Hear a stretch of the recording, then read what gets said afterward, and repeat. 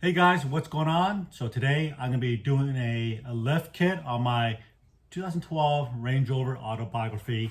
I know a lot of you guys are out there shaking your head, dude, what did you do? So your Land Cruisers for a Range Rover? And I get it, and I appreciate all the people who's been following me and supporting me with the Land Cruisers.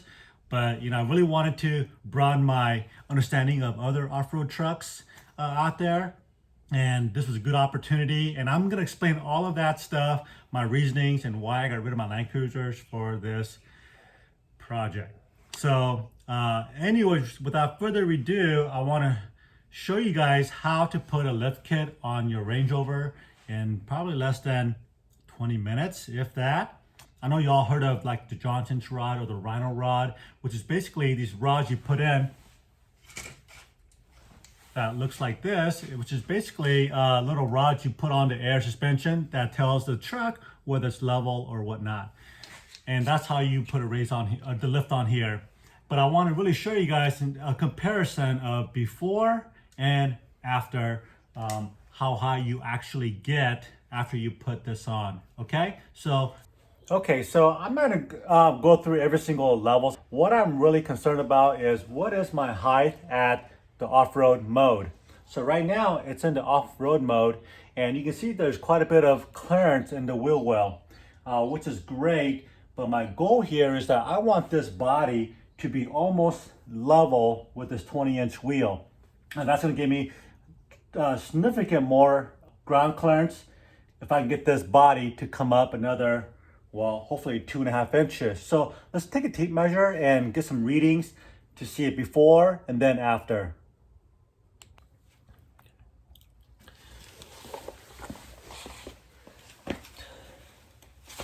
Okay, so when you're putting in a lift, one of my main concern is being able to clear obstacles with my front bumper here.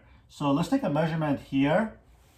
There's also a little rock guard right here, which we're not going to measure. We're going to measure from right here in the corner of this bumper in the off-road height.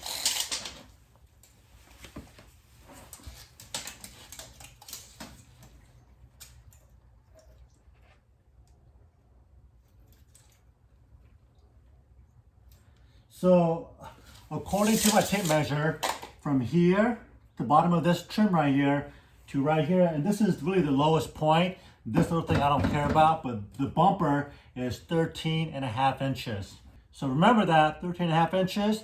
Then once we put a lift kit on here, the 2.5 inch rod, I'm hoping to get this another 2.5 inch up, so I'm not really sure. So let's figure this thing out together.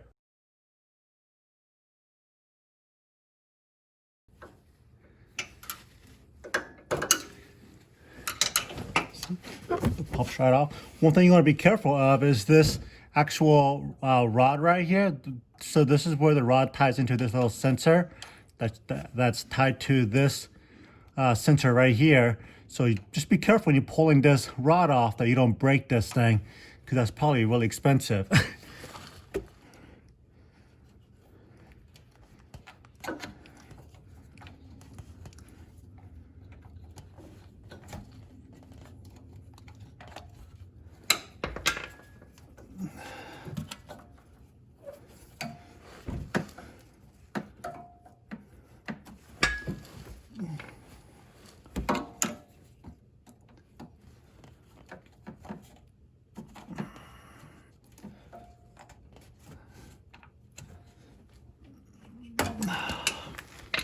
All right, so there it is. Now, where's my new rod? Okay, and then I'm gonna wipe off the excess WD-40. It's nice to have it slippery to take it off, but I don't want it to come off as I'm going down the highway. Okay, so it looks like it goes like this. Oops. So I'm gonna put the top one on first and the bottom one, and that's it. Look at that. Front lift kit complete. All right, and now we're off to the onto the back rods, and they sit just right behind the right side of the shock. And these look like it's gonna be much easier to pull off. Oops, pull off. And so let me go ahead and do this real quick. Again, once you get under here, it's really self-explanatory. So I'm gonna go ahead and turn the video off so I can get this thing done and get it done safely without having to worry about the camera and whatnot. So I'll be right back. Okay, so now I've got all the rods on, all four suspension. And I gotta tell you, on a scale of 1 to 10, that was about a 1.5 installation. It was really easy. And honestly, I think it might be easier to take the wheels off.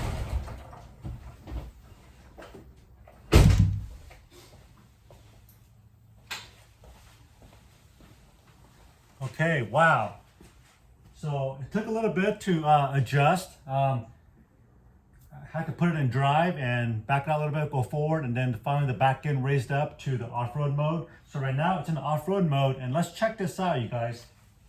Let me grab my tape measure and the camera. So if you guys recall earlier, we measured, I think right here, and it was at 14 inches. Okay, so now it's at 16 inches. So we got a 2-inch rise here, and that's pretty significant, 2-inch rise. So now getting in and out of this truck, it feels like my my FJ, a little bit taller than my FJ60. This is pretty cool. All right, so today we're out here at MET, and I want to share with you guys the end result of our lift, the 2.5-inch lift I put on last night. And as you guys can see, right now it's at the maximum height, and you can see there's so much more room between the tire and the fender well. Check that out. So after it's been lifted here, there shouldn't be any problem putting in fitting a 31 to 32 inch tire max. You might start rubbing a little bit in the front, but even though you still have about 3 inches before you hit. The tires I got coming is a Toyo 275 55 20s, and those are mud train tires, by the way. But the only downside is it's still a low profile, so I won't be able to lower the tires as much as I want to. But today we did lower these tires down to 25 psi, and they handle like a rock star. Well, on this trail anyways. And let's take a closer look at the rear side of the wheel, and look at that, ton of clearance. The other thing I'm considering is taking off the lower rocker panel, and that's going to give me additional 4 inches of clearance. So I think it'll look better anyways, taking off the lower rocker panel. So let me just share with you a comparison. In my 07 JKU, I've got a 4-inch lift on there, running 37-inch tires. And I would say that this is equivalent to about, I would say, 2.5 to 3-inch lift. Okay, so don't let these 2.5-inch and all that stuff kind of fool you. But in reality, it's more like a 2.5 and 3-inch overall lift. If I was to put a 3-inch lift on my Jeep, that's what it kind of looked like. So I think that's a good little comparison. But for the Rover, this is great. Hell impressed, I gotta tell you.